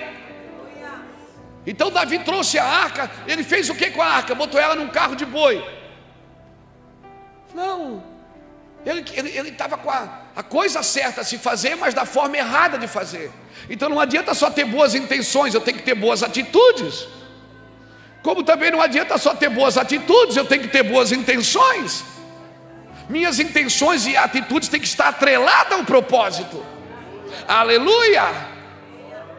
Louvado seja Deus. Davi, a arca tropeçou, o boi tropeçou. Eu acredito que foi Deus que botou aquela pedra ali, porque Deus está parando coisas que não glorificam mais a Ele. Deus está parando algumas coisas. Para quê? Para tirar fora? Não, para reajustar, para ajustar. Somos todos filhos de Deus. Aleluia. Tem algumas coisas que está parando, Deus está parando. Tem alguns movimentos que o Senhor está parando, porque são só movimentos. Para quê? Para ajustar. Então o Senhor está parando um avivamento que não tem mais propósito. Avivamento sem alinhamento é exibição. E o reino de Deus não se exibe. O reino de Deus não vem com aparência visível. O reino de Deus se manifesta. E nunca se manifestará aqui fora sem manifestar dentro de você primeiro. Nunca.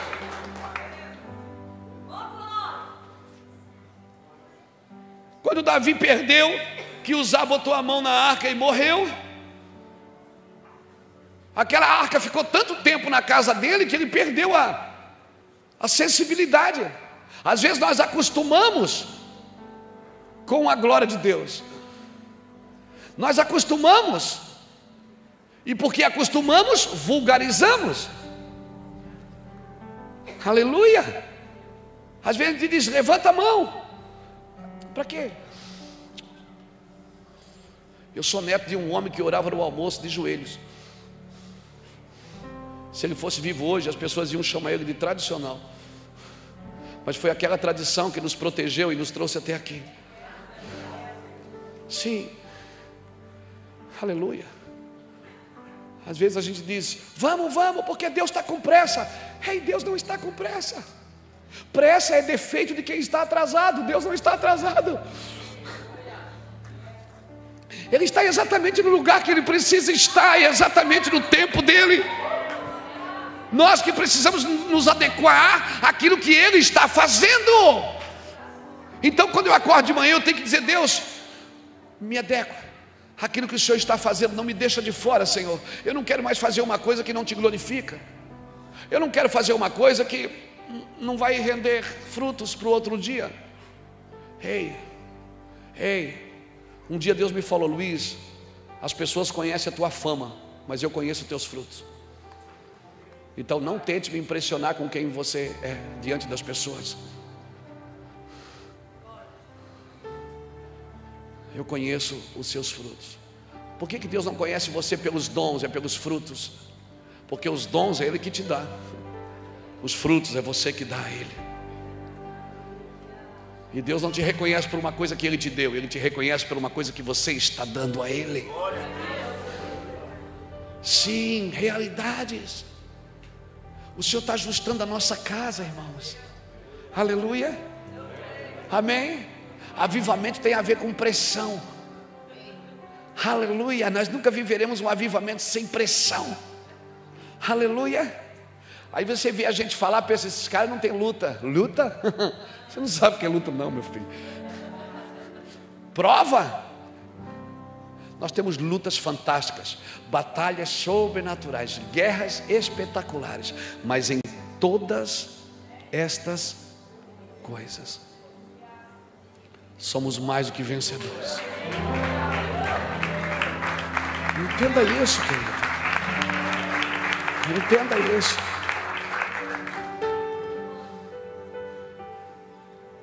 Então não vamos só fazer a coisa certa, vamos fazer a coisa certa no tempo certo, do jeito certo. Aí Davi volta para o palácio pensando: como trarei a minha arca do Senhor, como trarei a minha arca do Senhor, como trarei a minha arca do Senhor. Inconformado, aí até que os sacerdotes chegam para ele e dizem: Davi, só quem pode levar a arca são os levitas. Aqui, Então Davi volta para a ideia original. Sempre Deus deixou uma ideia original, irmão. Sempre tem uma ideia original para todas as coisas. E nós sempre temos que voltar à ideia original. Não é voltar ao passado, é voltar à origem. Voltar à ideia original que Deus criou a humanidade. Como Deus criou. Você lembra aquele cara cego de João 9? Ele não tinha olhos? Ele não tinha olhos, ele não era só cego. Ele não tinha olhos. Cego de nascença. Jesus fez o quê? Fez 2 bolinhas de barro e botou no lugar. Voltou à ideia original. O homem foi criado do barro, criou 2 olhos do barro. Ele voltou à ideia original. Aí aquele homem abre os olhos. Ele começa a enxergar. Quando ele abre os olhos, daí a religião acha que agora ele nunca foi cego. Aí agora a família dele diz: como é que você está vendo? Todo mundo discriminando ele. Quer dizer, enquanto ele não enxergava, todo mundo amava ele. Enquanto ele era um pedinte, todo mundo amava ele. Agora que ele está enxergando, parece que ele não serve mais.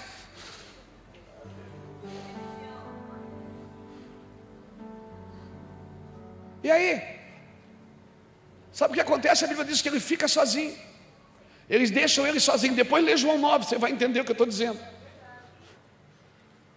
Todo mundo começa a falar: você não é cego, coisa nenhuma. Eu não sei, eu só sei que eu era cego e agora eu vejo. Então você está mentindo, você não era cego de nascença. Quer dizer que quando eu era um pedinte, um miserável, eu servia. Agora que eu estou enxergando e não sirvo mais. A Bíblia diz que ele ficou sozinho. Versículo seguinte diz: ficando ele sozinho, Jesus foi ter com ele. Jesus foi ter com ele e disse: crê tu no Filho do Homem? Ele disse: cadê ele para que eu creia? Ele diz: eis que esse está diante de ti. Aí Jesus disse: eu vim para dar vista para aquele que não enxergava, enxergue, e para aquele que enxergue, deixe de enxergar. Aí os fariseus disseram: ele está chamando a gente de cego. Aí Jesus disse: se vocês fossem cegos, eu podia curar vocês. O problema é que vocês acham que estão enxergando. Enquanto eu não assumir e dizer: Deus, eu preciso enxergar, eu preciso ver o que a minha geração está vivendo, eu preciso ver. Irmãos, nós precisamos nos preparar para as demandas desses dias. Nós precisamos nos preparar. Não adianta botar a arca num carro de boi e a gente querer trazer de qualquer jeito, não vai dar mais certo. O Senhor vai parar toda a nossa movimentação e dizer: vamos fazer do jeito certo. Como uma arca mata um homem e abençoa outra casa, a mesma arca matou um homem e abençoou o outro. Como a mesma coisa destrói um lar e abençoa o outro, porque assim a unção. Se a unção vem para um lugar que não está preparado para ela pode fazer mal em vez de fazer bem. Por isso nós precisamos orar, jejuar. E quando eu vejo convocações dessa de oração e jejum, eu me alegro, irmãos, porque são essas convocações que vão preparar o nosso espírito para receber as demandas que estão por vir. Sim, porque senão nós vamos fazer que nem o povo lá em Êxodo capítulo 19, quando a glória de Deus veio no Sinai, todo mundo saiu correndo de medo,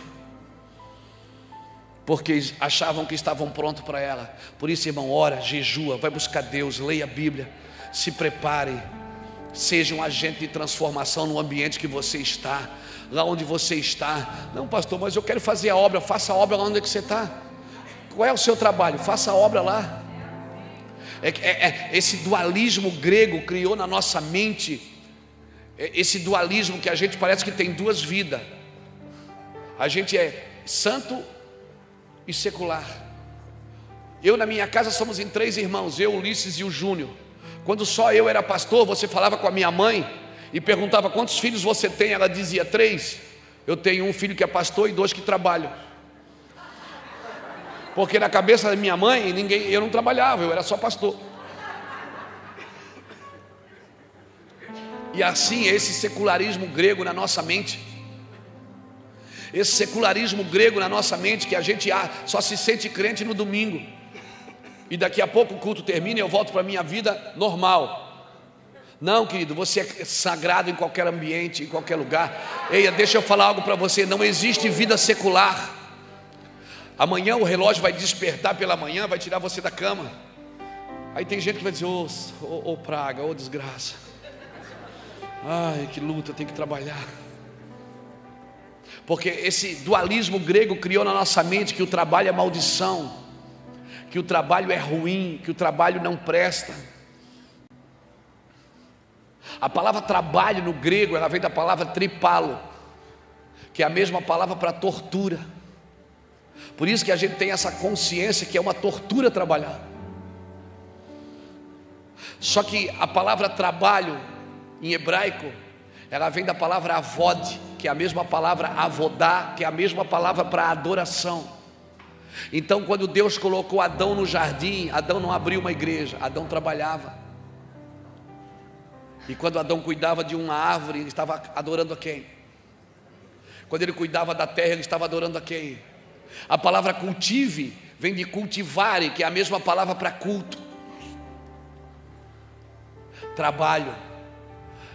Você faz a obra de Deus lá onde você está. Se você é um professor, faça a obra de Deus lá.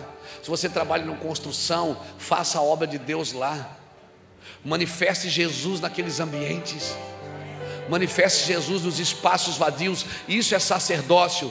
Sacerdócio é você ocupar os ambientes vazios, encher deles a glória de Deus. Você não precisa largar tudo para pegar um microfone para se sentir útil. Você pode fazer a obra de Deus em muitos lugares. Eu estive pregando, dando uma palestra esses dias num lugar que as pessoas reclamam muito da educação do Brasil. Porque a educação do Brasil se acabou, porque a educação do Brasil... Mas eu pergunto, quantas pessoas têm chamados para ser professores, que estão sentados nas igrejas e foram fazer outra coisa porque dava mais dinheiro e saíram dos seus chamados? Então o que nos movimenta, irmão, só tem poder de te parar aquilo que te movimenta.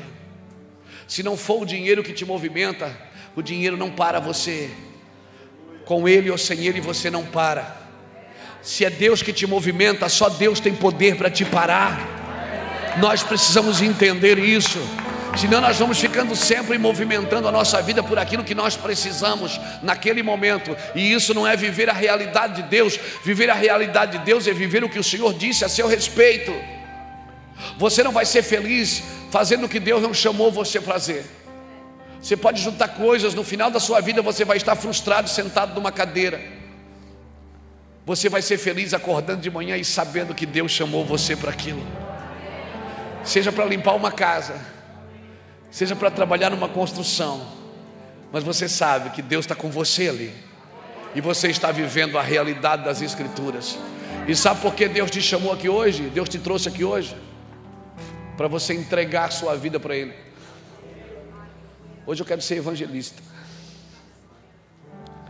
Você que está aqui hoje, que veio só com alguém visitar, e essa palavra pegou você por dentro, Ela virou uma chave aí dentro de você. E você está apavorado porque teus pés estão queimando. Sim. Você agora fica pensando, meu Deus, e agora? O que eu vou fazer? Agora você precisa entregar a sua vida para Cristo. Você precisa deixar Ele cuidar de você. E Deus vai te receber do jeito que você está. Fique de pé comigo, por favor, todos.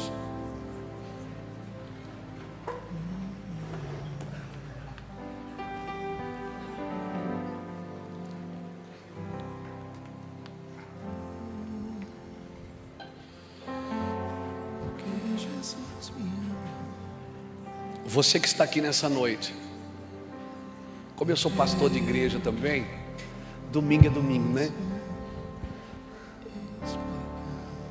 Domingo pra gente é uma coisa assim, eu estava falando ali com a Iraci, a gente está aqui em Toronto no domingo, mas daqui a pouco eu vou dar uma ligadinha no celular para ver o nosso culto lá, como é que tá. O pastor é o único cara que liga para a igreja para saber como é que tá. Como é que tá aí? Eu não é? E aí diz, cara, tá uma glória. Eu fico pensando, não pode estar uma glória, eu não estou lá, Jesus. Como é que pode estar a glória? Você está aqui nessa noite, Deus trouxe você aqui porque você precisa se render a Cristo. Não se trata de uma religião, se trata de você deixar Jesus entrar na sua vida e transformar a sua vida, virar a chave aí dentro, e você viver a vida que Deus tem para você daqui por diante. E você que está aqui nessa noite, hoje é a sua noite, não tem mais saída para você. Deixa Deus mudar a sua vida. Então eu vou convidar você para vir aqui na frente. Eu quero orar por você. Você que deseja entregar hoje a sua vida para Cristo. Se você deseja fazer isso, tem que ser por desejo, por vontade. Não pode ser por obrigação. Se você deseja, hoje é a sua noite. Eu quero convidar você para sair do seu lugar e vir aqui na frente, me deixa orar com você. Essa é a maior decisão da sua vida. A maior decisão da sua vida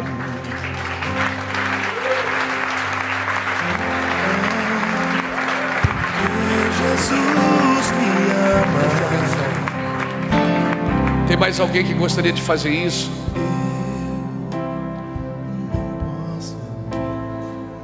Você imagina Deus movimentar tudo isso por causa de uma pessoa? Vamos adorar o Senhor, Davi? Vamos adorar o Senhor? Vamos adorar o Senhor. Tem mais alguém aqui que gostaria de fazer isso? Gostaria de entregar a sua vida para Cristo hoje e dizer: eu quero adorar o Senhor. A partir de hoje eu quero ser um altar onde Deus possa vir e habitar. Eu não quero ser só alguém que vai ver Jesus passar, alguém que vai ver Jesus, ei, Jesus está ali, não. Ele vive em mim, Ele habita em mim. As coisas vão mudar a partir de hoje. Se você está com esse coração, saia do seu lugar agora, vem aqui na frente. Não tenha vergonha, não tenha medo, não te custa nada. Você só deixar Cristo entrar no seu coração, por decisão própria. Eu quero isso, eu desejo isso. Faça isso então. Hoje é a sua noite. Dou-lhe uma, dou-lhe duas, dou-lhe três. Tem mais alguém?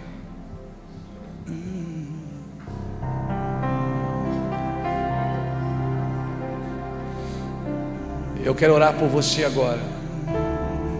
Você que esteve aqui nessas conferências, talvez um dia, dois ou os três, entendeu essa palavra, entendeu as promessas e realidades, entendeu alinhamento, avivamento, para viver a unidade com Cristo. Como eu disse, ser salvo não te custa nada, mas servir a Cristo vai te custar tudo, querido. Então sai do seu lugar, você que entendeu essa palavra nesses dias, e vem aqui para frente. Me deixa ministrar com você. Porque Ele vive, posso crer no ar.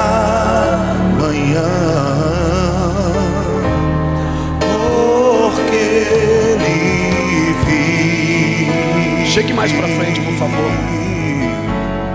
Temor não há, mas eu bem sei que a minha vida está nas mãos do meu Jesus, que vivo está. E quando enfim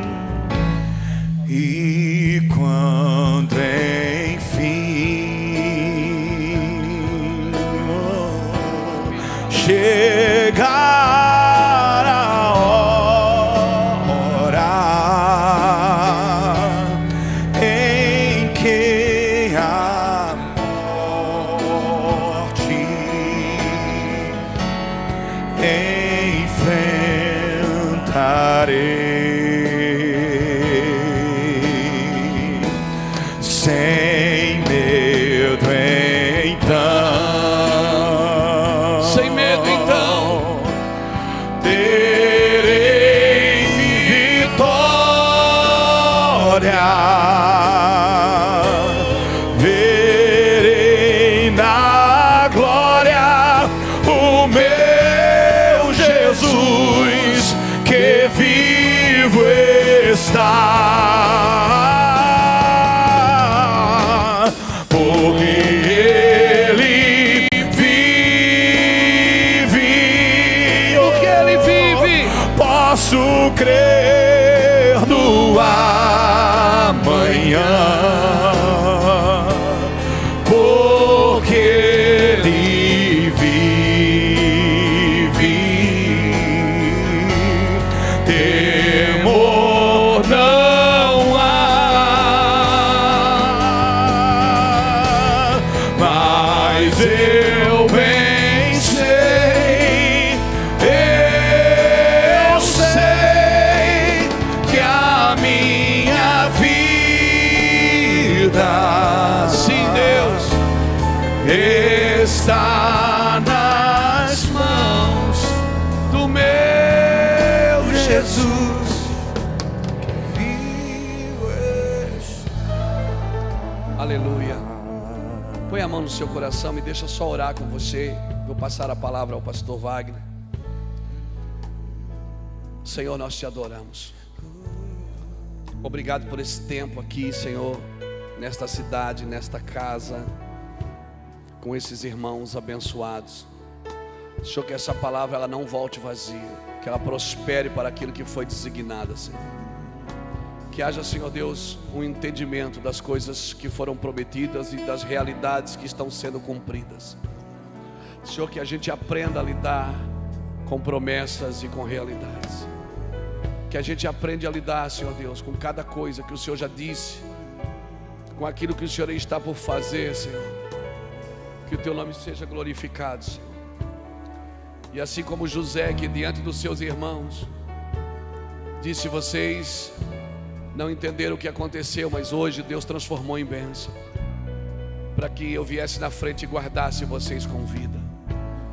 José pôde entender as realidades do sofrimento, as realidades das dores. Senhor, obrigado por esse tempo, obrigado por esta casa. Nós declaramos sobre esta casa, Senhor, um apogeu do Senhor, um crescimento, Senhor Deus, sobrenatural, Senhor, na palavra, na adoração. Senhor, estica essas paredes, estica, Senhor, esta casa, estica o Senhor nesta nação, multiplique-os, Deus, em milhares e milhares, Pai, em nome do Senhor Jesus Cristo. Senhor, essa cidade é uma cidade profética. Daqui já saiu avivamento para tantos lugares do mundo, Senhor. Nós declaramos que essa cidade, a glória será maior da segunda casa do que da primeira, Pai. Nós declaramos isso e profetizamos isso para a Tua glória, em nome de Jesus. Amém, irmãos? Aplauda o Senhor bem forte. Deus abençoe sua vida.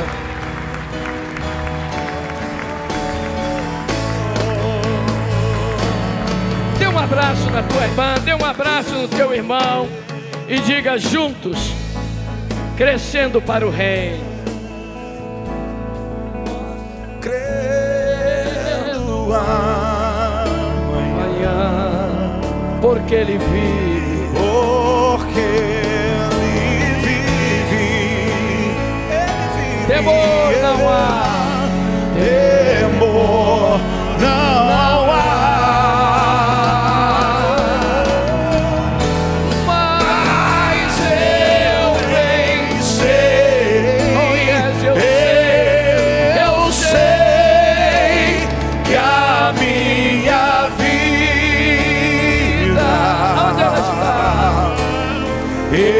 está nas mãos do meu Jesus, que vivo está. Queridos, em nome de Jesus, logo no final, depois da oração, com certeza ainda restam alguns CDs do querido cantor Davi Sassi. Eu sei que se você pudesse, você levaria ele para a tua casa, mas você pode levar, leva um CD, amém, querido? E eu vou ver se eu pego até a gravação desse CD, que aí eu vou vender, que eu fiz dueto com o Davi Sasser. Ah, rapaz, vou mandar oferta. Aí, viu? Ah, meu Deus do céu.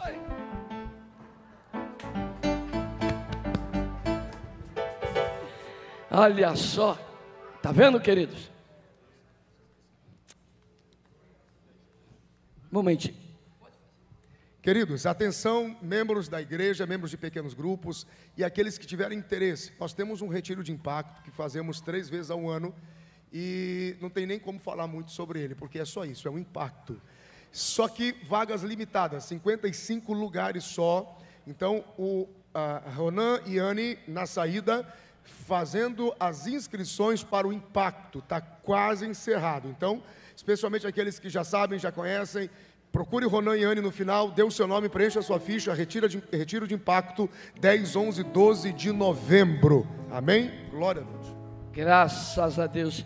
Vamos fazer uma oração agora. Eu quero chamar aqui à frente os aniversariantes da semana: Neitan da Silva, Jeffrey Nunes, Zélia Roque, Carolina de Faria, Marcos Lopes, Joaquina Antônio e hoje Jane Freitas, fazendo aniversário hoje. Graças a Deus, glória a Jesus. E a arca da oração estará indo para a casa do nosso querido irmão Cláudio e sua esposa. Amém, queridos? Graças a Deus, nós vamos estar orando. Quero agradecer a Deus, a todos vocês que vieram, obrigado. Os nossos visitantes, muito obrigado. Quero deixar aqui registrado, caso, se você está na cidade e ainda não tem uma igreja para congregar, você é muito bem-vindo para congregar em nossa igreja, adorar ao Senhor aqui conosco. Amém, querido? Vamos orar então. Paizinho querido, em nome do teu filho amado Jesus, eu quero te agradecer pela vida dos teus filhos, Senhor, que estão aniversariando. Te louvo pela vida do Neitan, Senhor. Cobre teu filho com teu sangue da tua graça. O Jeffrey, Pai, cada dia abençoando. A irmã Zélia Roque, há tanto tempo servindo ao Senhor e nos dando o privilégio de sermos família em Cristo. Obrigado para Carol de Faria, Carolina de Faria. Obrigado, Senhor, pelo teu amor e carinho na vida dela. Marcos Lopes, Pai, te louvo. Também Joaquina Antônio, Senhor, a tua bênção seja com ele, com ela. E a Jane, Senhor, Freita, que também aniversaria hoje. Pai querido, cobre eles com teu sangue da tua graça. Dá a eles, Senhor, a cada dia mais, Pai, a tua presença, porque o melhor presente ele já tem a salvação. Te louvo pela vida do Cláudio, a irmã Miriam, porque a partir de agora também estará indo a arca para a casa deles. E eu te peço, Senhor, cobre eles com o teu sangue na tua graça. Na medida que eles orarem pelos pedidos da arca, a vida deles também serão bênção sobre bênção. Pai, muito obrigado pela cantina, Senhor, que está sendo feita ali fora, pelo departamento infantil, Senhor. Pai, porque na medida que as pessoas se alimentarem, Pai querido, está também trazendo o evangelho para o departamento infantil, porque toda a renda revertida da cantina, ou seja, da cantina, será revertida para o departamento infantil. Obrigado pela vida das irmãs que estão ali, as mãos que o fizeram, abençoaram. Recompensa elas, Senhor. Pai, agora eu te peço, leva-nos em paz, nos leva em segurança, nos dá, Pai querido, uma semana maravilhosa, que é a semana da santificação. Será para muitos a melhor semana, Senhor. Será uma semana de conquista, uma semana de vitória, uma semana de comunhão contigo, estar mais perto de ti. Também te peço um sono de paz, o sono do justo para os teus filhos, e a graça de nosso Senhor e Salvador Jesus Cristo, o amor de Deus, a comunhão e a consolação do Espírito Santo seja com a noiva do Cordeiro, desde agora e para sempre. Assim eu te abençoo, em nome de Jesus. E a noiva